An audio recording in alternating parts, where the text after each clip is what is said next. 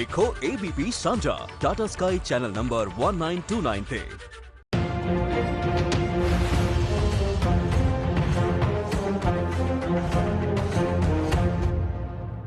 आम आदमी पार्टी के सुप्रीमो अरविंद केजरीवाल ते भगवंत मान वालों अमृतसर में अज प्रैस कॉन्फ्रेंस की गई। इस दौरान उन्होंने शहीदों को याद किया ते उन्होंने योगदान को याद करते हुए कहा कि लोग उन्होंने सोच नूं हुण भुलते जा रहे हैं, उन्होंने योगदान नूं भुलते जा रहे हैं। ते इस मौके दोवां ने डॉक्टर BR अंबेडकर ते शहीद आजम भगत सिंह के योगदान नूं याद किया।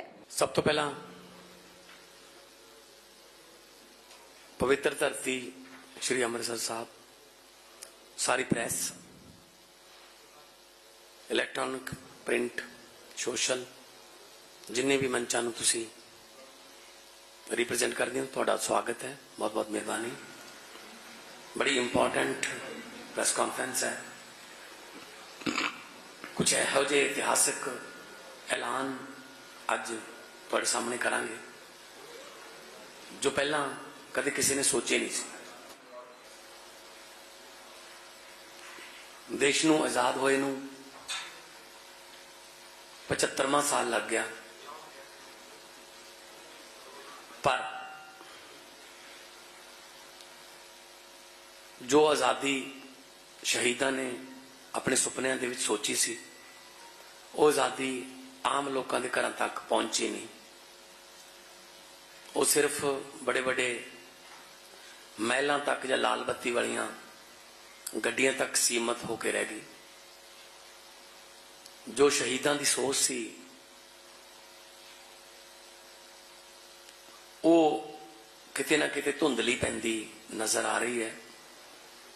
हैरानी, दुख उस वेले हुंदा जदों कोई 90 साल का बजुर्ग सानू ये कह दिंदा, पुत्त इन्हां नालों तां अंग्रेज ही चंगे सी।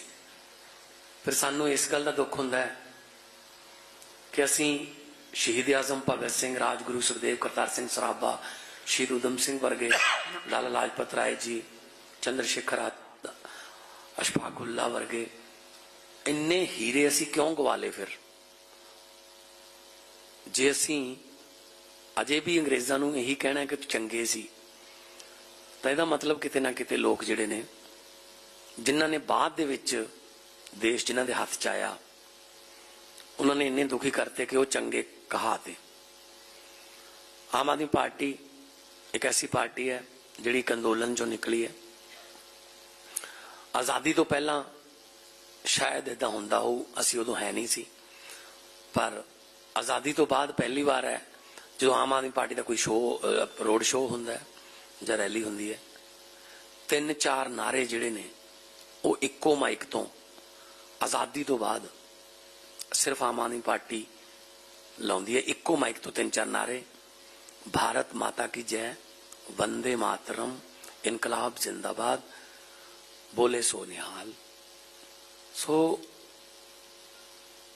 आम आदमी पार्टी एक धर्म निरपक्ष पार्टी है, सारे धर्मां दा सत्कार करते हैं। अज मुख्यमंत्री दिल्ली अरविंद केजरीवाल जी पार्टी के सुप्रीमो ने 3 दिन पंजाब के दौरे ते ने। एक खास ऐलान जो कि दिल्ली च इन्होंने करता, पंजाब के वास्ते अज खास ऐलान करना आए ने। मैं चाहूंगा कि मीडिया सामने CM साहब संबोधन करें। आप सब लोगों को मेरा नमस्कार, सबको मेरा प्रणाम, सत श्री अकाल। हमारे देश को आज़ाद हुए 75 साल हो गए। आज़ादी बड़ी मुश्किल से मिली थी। बहुत लोगों ने अपनी जान कुर्बान की, बहुत लोगों ने लंबा संघर्ष किया, उसके बाद आज़ादी मिली थी। लेकिन धीरे धीरे हम उन लोगों की कुर्बानी और उनके संघर्ष और उनके विचारों को भूलते जा रहे हैं। पूरे के पूरे सिस्टम के ऊपर गंदी राजनीति हावी होती जा रही है। आज़ादी दिलाने के लिए बहुत लोगों ने कुर्बानियां दी और किसी भी कुर्बानी या किसी भी संघर्ष को कम नहीं आंक सकते। लेकिन फिर भी अगर जितने लोगों ने कुर्बानियां दी और संघर्ष किया उनको सबको अगर देखें तो 2 शख्सियत ऐसी नजर आती हैं जो एक तरह से पूरे आजादी के आंदोलन को रिप्रेजेंट करती हैं, और वो हैं बाबा साहब अम्बेडकर और शहीद आजम भगत सिंह। ये दो आजादी के दीवाने ऐसे थे, ये दो शख्सियत ऐसी थी जो एक तरह से सारा जितने भी लोग, जितने भी आजादी के सेनानी हुए, सबको रिप्रेजेंट करते हैं। बाबा साहब अम्बेडकर के हम केवल फैन नहीं है, हम उनके भक्त हैं, हम उनकी पूजा करते हैं। और ये मैंने कई जगह बोला है कि आइंस्टाइन ने महात्मा गांधी के लिए कहा था कि आने वाली पीढ़ियां ये यकीन नहीं करेंगी कि ऐसा शख्स पृथ्वी के ऊपर, हार्ड मास का ऐसा शख्स पृथ्वी के ऊपर कभी पैदा हुआ था, कभी चला था। वो बात मैं बाबा साहब अम्बेडकर के लिए कहना चाहता हूं कि बाबा साहब अम्बेडकर का जो संघर्ष था, जो उन्होंने जिंदगी में हासिल किया, मेरा अपना मानना है कि आज जितना मैं उनको पढ़ता हूं, जितना हम लोग उनके बारे में, उनके विचार और उनके संघर्ष के बारे में पढ़ते हैं, यकीन नहीं होता कि ऐसा व्यक्ति पृथ्वी पे आया था। एक गरीब घर में जन्मे, बहुत ही गरीब, महार जाति से आते थे। उस टाइम बहुत ज्यादा उनको अछूत माना जाता था, छुआछूत का उन्होंने सामना किया।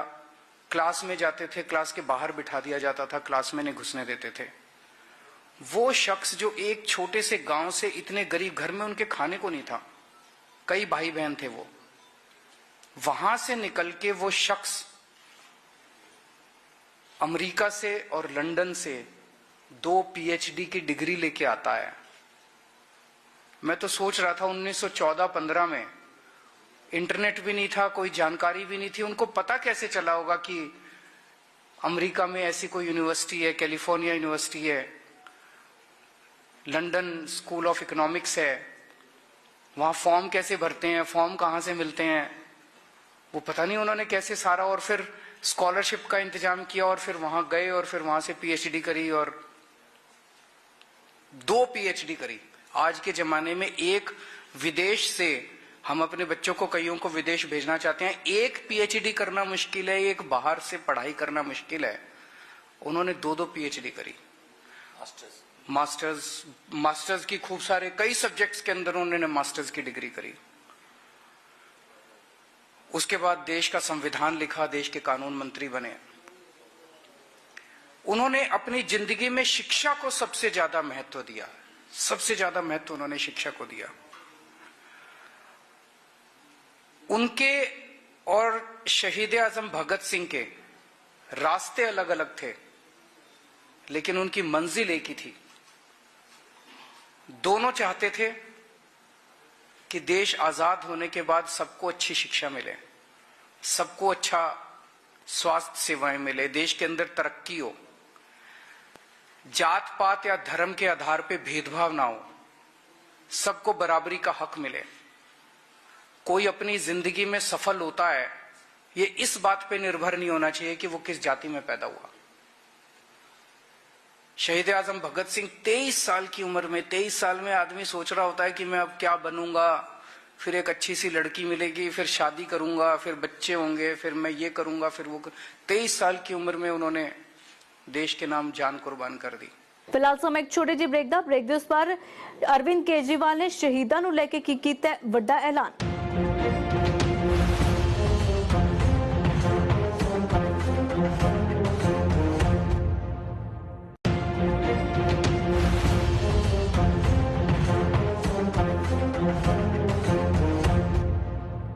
केजरीवाल ते भगवंत मान वालों इस दौरान ऐलान किया गया है कि जे पंजाब विच आम आदमी पार्टी की सरकार बनती है तो सरकारी दफ्तरां विच कोई भी सियासी आगू या फिर सीएम की तस्वीर नहीं लगाई जाएगी। इन्हां दे थां ते देश भगतां दीयां तस्वीरां लगाईयां जाणगीआं। उन्होंने दावा किया डॉक्टर BR अंबेडकर अते शहीद आजम भगत सिंह की तस्वीर सरकारी दफ्तरां विच लगाई जाएगी। तो दिल्ली में अभी मैंने ऐलान किया था 26 जनवरी के मौके पे कि दिल्ली के हर दफ्तर में, दिल्ली सरकार के हर दफ्तर में बाबा साहब अंबेडकर और शहीद आजम भगत सिंह की तस्वीरें लगाई जाएंगी।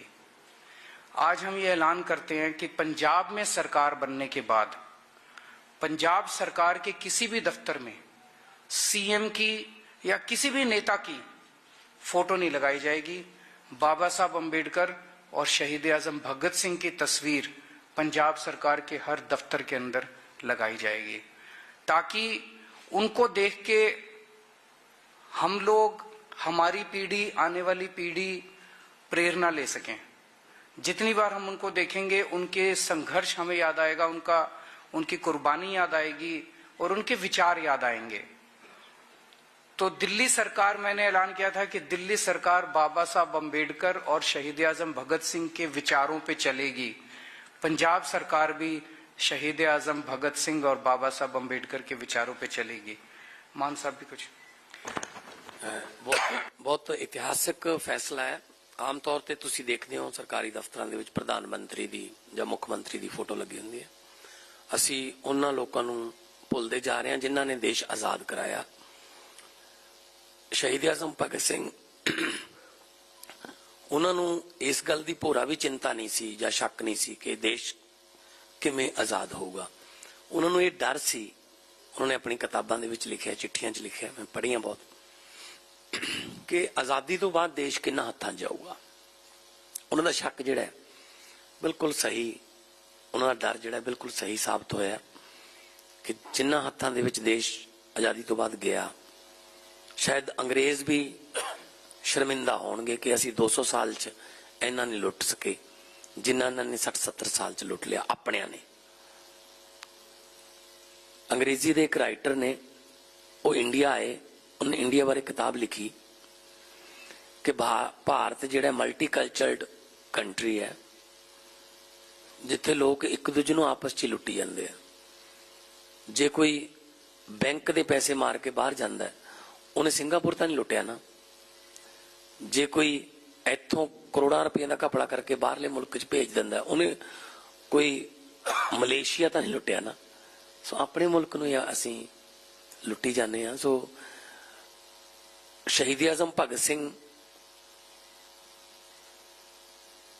ਇੰਨੇ ਜ਼ਿਆਦਾ ਦੇਸ਼ ਦੇ دیਵਾਨੇ ਸੀ ਕਿ ਜਿਸ ਵੇਲੇ ਉਹ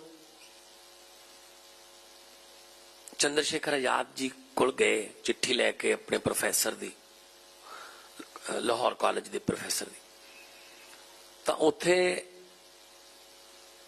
ਪਹਿਲੇ ਦਿਨ ਹੀ ਉਹਨਾਂ ਨੂੰ ਇੱਕ ਡਿਊਟੀ ਮਿਲ ਗਈ ਕਿ ਇੱਕ ਬੜੀ ਇੰਟਰਸਟਿੰਗ ਸਟੋਰੀ ਹੈ ਸੀਐਮ ਸਾਹਿਬ, ਕਿ ਕੋਈ ਸੇਠ ਸੀਗਾ, ਧਨੀ ਸੇਠ ਸੀਗਾ, ਵੀ ਉਹਦੇ ਘਰੇ ਨਾਕਾ ਮਾਰਨਾ, ਆਪਾਂ ਪੈਸੇ ਲੈ ਕੇ ਆਉਣੇ, ਕੋਈ ਪਾਰਟੀ ਚਲਾਉਣ ਵਾਸਤੇ ਪੈਸੇ ਚਾਹੀਦੇ।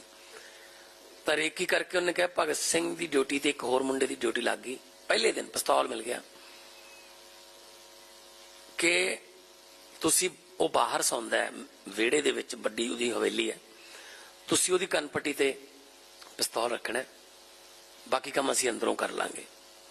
ਉਹਨਾਂ ਨੇ, ਚਲੋ ਭਗਤ ਸਿੰਘ ਨੇ ਆਪਣੀ ਡਿਊਟੀ ਨਿਭਾਈ ਤੇ ਲੁੱਟ ਲਿਆ ਖਜ਼ਾਨਾ ਉੱਥੋਂ। ਤਾਂ ਜਾਂਦੇ ਜਾਂਦੇ ਰਸਤੇ 'ਚ ਇੱਕ ਜਿਹੜਾ ਨਾਲ ਦਾ ਮੁੰਡਾ ਸੀ, ਉਹਨੇ ਦੱਸਿਆ, ਕਹਿੰਦਾ ਜਨਾਬ ਜਿਹੜੇ ਨਵੇਂ ਆਏ ਨੇ ਸਰਦਾਰ ਭਗਤ ਸਿੰਘ, ਇਹਨਾਂ ਦੇ ਹੱਥ ਕੰਬ ਰਹੇ ਸੀ, ਜਿਸ ਵੇਲੇ ਪਿਸਤੌਲ ਰੱਖਿਆ ਸੀ ਏਦਾਂ ਹੱਥ ਕੰਬ ਰਹੇ। ਤਾਂ ਚੰਦਰ ਸ਼ੇਖਰ ਆਜ਼ਾਦ ਜੀ ਨੇ ਪੁੱਛਿਆ, ਪ੍ਰਧਾਨ ਸੀ ਉਹ, ਕਹਿੰਦੇ ਭਗਤ ਸਿੰਘ ਹੱਥ ਕੰਬ ਰਹੇ ਸੀ? ਕਹਿੰਦੇ ਪੰਡਿਤ ਜੀ ਹਾਂ। ਕੀ ਗੱਲ ਫਿਰ? ਕੱਲ ਤਾਂ ਵੱਡੀਆਂ ਵੱਡੀਆਂ ਗੱਲਾਂ ਕਰਦਾ ਸੀ ਦੇਸ਼ ਵਾਸਤੇ। ਕਹਿੰਦਾ ਇਹੋ ਜਿਹੀ ਗੱਲ ਕਹੀ ਭਗਤ ਸਿੰਘ ਨੇ, ਉਹ ਕਹਿੰਦੇ ਪੰਡਿਤ ਜੀ ਮੈਥੋਂ ਆਪਣਿਆਂ ਤੇ ਪਿਸਤੌਲ ਨਹੀਂ ਤਾਣਿਆ ਜਾਂਦਾ, ਭਾਵੇਂ ਅਮੀਰ ਸੀ ਪਰ ਹੈ ਤਾਂ ਭਾਰਤੀ ਸੀ ਨਾ। ਗੋਰਿਆਂ ਦੇ ਤੁਸੀਂ ਜਿੱਥੇ ਕਹੋਗੇ ਨਿਸ਼ਾਨਾ ਇੱਥੇ ਲਾਉਣਾ, ਇੱਥੇ ਲਾ ਦੂੰਗਾ, ਹੱਥ ਨਹੀਂ ਕੰਬਦਾ, ਆਪਣਿਆਂ ਤੇ ਪਿਸਤੌਲ ਨਹੀਂ ਤਾਣਿਆ ਜਾਂਦਾ। ਉਸ ਤੋਂ ਬਾਅਦ ਚੰਦਰ ਸ਼ੇਖਰ ਆਜ਼ਾਦ ਹੋਰਾਂ ਨੇ ਆਪਣੇ ਭਾਰਤੀਆਂ ਦੇ ਘਰਾਂ ਦੇ ਵਿੱਚ ਕੋਈ ਪੈਸੇ ਪੂਸੇ ਲੈਣੇ ਜਾਂ ਕੋਈ ਬੰਦ ਕਰਤਾ। ਉਹ ਫਿਰ ਗੋਰਿਆਂ ਦਾ ਖਜ਼ਾਨਾ ਲੈ ਕੇ ਜਾਣ ਵਾਲੀਆਂ ਟ੍ਰੇਨਾਂ ਲੁੱਟਣ ਲੱਗ ਗਏ ਸੀ। ਭਗਤ ਸਿੰਘ ਦਾ ਪਹਿਲੇ ਦਿਨ ਇਹ ਕਿਹਾ ਸੀ ਕਿ ਮੈਥੋਂ ਆਪਣਿਆਂ ਤੇ ਪਿਸਤੌਲ ਨਹੀਂ ਤਾਣਿਆ ਜਾਂਦਾ, ਇੰਨੇ ਜ਼ਿਆਦਾ ਦੇਸ਼ ਭਗਤ ਸੀ। ਸੋ ਭਗਤ ਸਿੰਘ ਹੋਰਾਂ ਨੇ ਆਜ਼ਾਦੀ ਲਿਆਂਦੀ। ਬਾਅਦ ਦੇ ਵਿੱਚ ਬਾਬਾ ਭੀਮ ਰਾਓ ਅੰਬੇਦਕਰ ਜੀ ਨੇ ਉਸ ਆਜ਼ਾਦੀ ਦੀ ਵਿਆਖਿਆ ਕੀਤੀ ਕਿ ਸਮਾਨਤਾ ਕਿਵੇਂ ਆਊਗੀ, ਸਭ ਨੂੰ ਸਮਾਨਤਾ ਲੈ ਕੇ ਆਓ, कि ਇਹ ਨਾ ਹੋਵੇ ਕੋਈ ਛੂਤ ਛਾਤ ਜਾਂ ਜਿਵੇਂ ਕੋਈ ਕਿਸੇ ਨਾਲ ਜਾਤ ਪਾਤ ਤੇ ਹੋਵੇ। ਸੋ ਇਹਨਾਂ ਦੋਨਾਂ ਦਾ ਜਿਹੜਾ ਸੁਮੇਲ ਹੈ ਉਹ ਬਹੁਤ ਹੀ ਕਮਾਲ ਹੈ। ਸੋ ਮੈਨੂੰ ਬੜੀ ਖੁਸ਼ੀ ਹੈ। ਮੈਂ ਖੁਦ ਸ਼ਹੀਦ ਆਜ਼ਮ ਭਗਤ ਸਿੰਘ ਦਾ ਬਹੁਤ ਵੱਡਾ ਫੈਨ ਹਾਂ। ਮੈਂ ਇਕੱਲਾ ਨਹੀਂ, ਬਹੁਤ ਲੱਖਾਂ ਲੋਕ ਨੇ ਜੋ ਫੋਲੋ ਕਰਦੇ ਨੇ। ਸੋ ਮੈਂ ਤਾਂ ਜਦੋਂ MP ਜਿੱਤ ਕੇ ਸਰਟੀਫਿਕੇਟ ਮਿਲਦਾ ਮੈਂ ਸ਼ਹੀਦ ਆਜ਼ਮ ਭਗਤ ਸਿੰਘ ਦੇ ਪਿੰਡ ਆ ਕੇ कटकड़ कला मत्था टेक के मैं उत्थों आशीर्वाद लेना। फिलहाल वेले एक होर ब्रेक दो पार पंजाब की सब तो हॉट सीट अमृतसर पूर्बी नूं लैके केजरीवाल ने की बयान दिता, सुनते हैं ब्रेक तो बाद।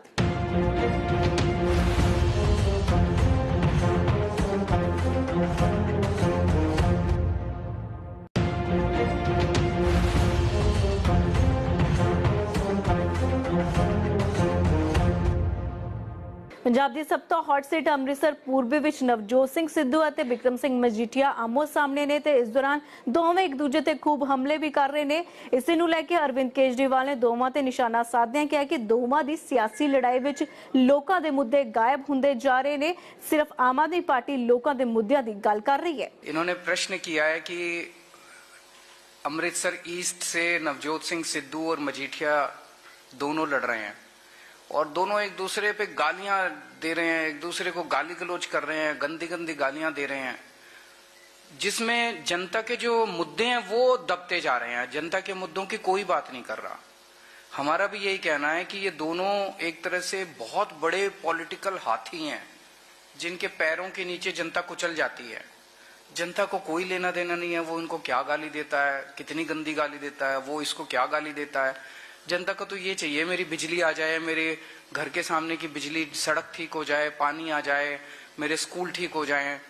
वो बात केवल और केवल हमारी वहां से जो कैंडिडेट है डॉक्टर जीवन ज्योत, केवल डॉक्टर जीवन ज्योत घर घर जा रही है। उसको आप मीडिया में नहीं देखोगे, बेचारी आम औरत है, आम महिला है, वो बात कर रही है। अगर अमृतसर ईस्ट से अब सिद्धू साहब तो कई साल हो गए उनको MLA बने हुए, लोग बताते हैं कि फोन करो तो फोन नहीं उठाते, मिलने जाओ तो मिलते नहीं है, अपने हल्के के लिए कभी कुछ किया नहीं है। तो ये जो महिला है हमारी डॉक्टर जीवन ज्योत, ये आम महिला है, इसके पास लोग जाया करेंगे तो ये मिलेगी। इसको रात को 2 बजे भी बुलाएंगे तो ये उठ के आपके सुख दुख में काम आएगी। मजीठिया है वो बस मैं तो इसको हराना है। अरे हराना है, जनता का क्या, तुम आपस में लड़ोगे, उनका कोई लेना देना नहीं अमृतसर ईस्ट से मजीठिया का, वो केवल नवजोत सिंह सिद्धू को हराने आए हैं। तो मेरा तो यही कहना है कि इस बार जनता एक बटन दबा के जीवन ज्योत को जिता दे और एक ही बटन से ये दोनों हार जाएंगे।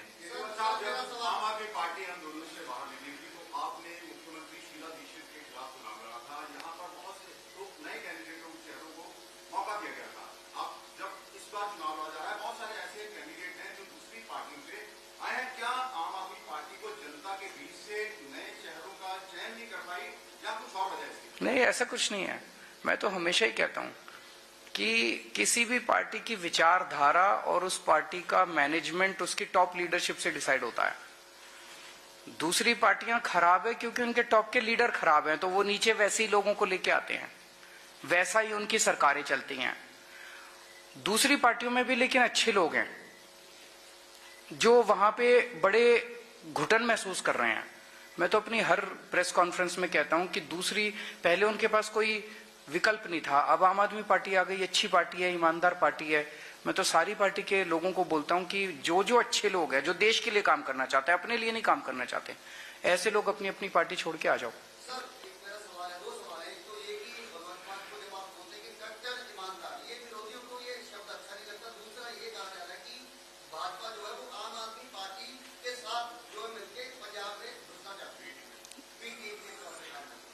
तो पहला प्रश्न आपका, एक बार ही माइक दे दो, इनके प्रश्न बड़े अच्छे हैं, जरा जनता को वो भी सुनाई दे जाए कि प्रश्न। सर मेरा सवाल ये है कि पहले वाला एक बार पूछना फिर दूसरा मैं बिल्कुल पूछ रहा हूँ कि भगवंत मान को कट्टर ईमानदार कहा जाना जो कहीं न कहीं विरोधियों को अच्छा नहीं लग रहा, कट्टर ईमानदार की डेफिनेशन क्योंकि क्या है? वो इसलिए कि जब मैं इनको कहता हूँ कि वो कट्टर ईमानदार हैं तो उनको लगता है कि वो कट्टर भ्रष्टाचारी हैं, तो वो डिफरेंस बड़ा साफ हो जाता है। वो लोग कट्टर भ्रष्टाचारी हैं, हर फाइल साइन करने के पहले देखते हैं इसमें कितने पैसे कमा लूं, कोई उनसे मिलने आता है इससे कितने पैसे नोच लूं, वो केवल और केवल पैसा लूटने के बारे में सोचते हैं। और ये आदमी केवल और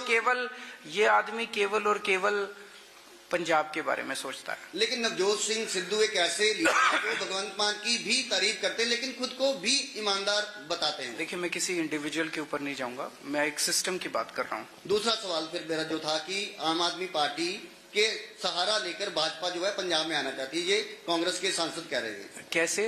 वो कहते हैं कि एक तरफ जब आपने भगवंत मान जी को सीएम कैंडिडेट बनाया, दूसरी तरफ ईडी की रेड होती है और दो वीडियो पैरेलल चलाई जाती है। एक तरफ ये कि अपना भगवंत मान जी चेहरा बने, दूसरी तरफ भाजपा जो है वो शो कर रही है कि अपना जिस तरीके से कि पंजाब में उनको अभी किसान आंदोलन के बाद जो है पंजाब में घुसने नहीं दिया जा रहा, तो इनका सहारा लेके जो है वो आना। आप ये कहना चाहते हो कि भाजपा को कह के चन्नी साहब पे ईडी की रेड मैंने कराई है?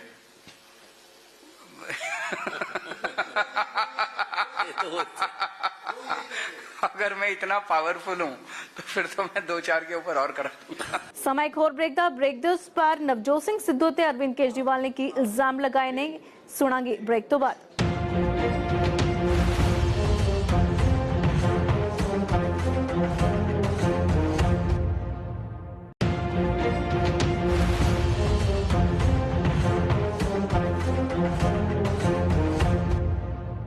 ਨਵਜੋਤ ਸਿੰਘ ਸਿੱਧੂ ਤੇ ਨਿਸ਼ਾਨਾ ਸਾਧਦੇ ਹੋਏ ਅਰਵਿੰਦ ਕੇਜਰੀਵਾਲ ਨੇ ਕਿਹਾ ਕਿ ਸਿੱਧੂ ਸਿਰਫ ਮੁੱਖ ਮੰਤਰੀ ਬਣਨ ਦੇ ਲਈ ਲੜਾਈ ਲੜ ਰਹੇ ਨੇ, ਲੋਕਾਂ ਤੋਂ ਉਹਨਾਂ ਨੂੰ ਕੁਝ ਨਹੀਂ ਲੈਣ ਦੇਣਾ। ਤੇ ਨਾਲ ਹੀ ਮਜੀਠੀਆ ਤੇ ਉਹਨਾਂ ਨੇ ਵਾਰ ਕਰਦਿਆਂ ਕਿਹਾ ਕਿ ਮਜੀਠੀਆ ਵੀ ਸਿਰਫ ਸਿੱਧੂ ਨੂੰ ਹਰਾਉਣ ਦੇ ਲਈ ਅੰਮ੍ਰਿਤਸਰ ਪੂਰਬੀ ਤੋਂ ਲੜ ਰਹੇ ਨੇ, ਦੋਵਾਂ ਨੂੰ ਲੋਕਾਂ ਦੇ ਮੁੱਦਿਆਂ ਤੋਂ ਕੁਝ ਲੈਣਾ ਦੇਣਾ ਨਹੀਂ ਹੈ।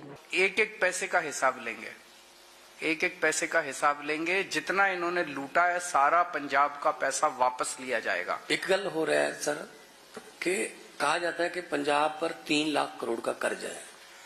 मेरा सवाल ये है कि वो कर्ज 3 लाख करोड़ कर्जा खर्चा कहां गया, कहां खर्च हुआ? वो ना तो कोई स्कूल बनाया इन्होंने पिछले 20 साल में, ना कोई यूनिवर्सिटी, ना कॉलेज, ना अस्पताल, ना कोई सड़क। तो 14.5 साल सिद्धू साहब उनके साथ थे, पिछले 14.5 साल से 9.5 साल हो गए बीजेपी और उसके अकाली दल के, और 5 साल इनके, 14.5 साल सत्ता का हिस्सा है। अभी भी सिद्धू साहब कह रहे हैं बदलाव की राजनीति आएगी। अरे किसको बदलाना चाहते हो आप? हम कह रहे हैं कि इनको बदलाओ। तो राहुल गांधी के सामने उन्होंने कहा, शरेआम कहा कि मुझे कोई फैसला लेने की शक्ति देना, मुझे दर्शनी घोड़ा मत बनाना। वो तो अपनी लड़ाई खुद उनकी लड़ाई भ्रष्टाचार के खिलाफ लड़ाई नहीं है, उनकी लड़ाई पंजाब को सुधारने की लड़ाई नहीं है, उनकी लड़ाई मुख्यमंत्री बनने की लड़ाई है। Last question.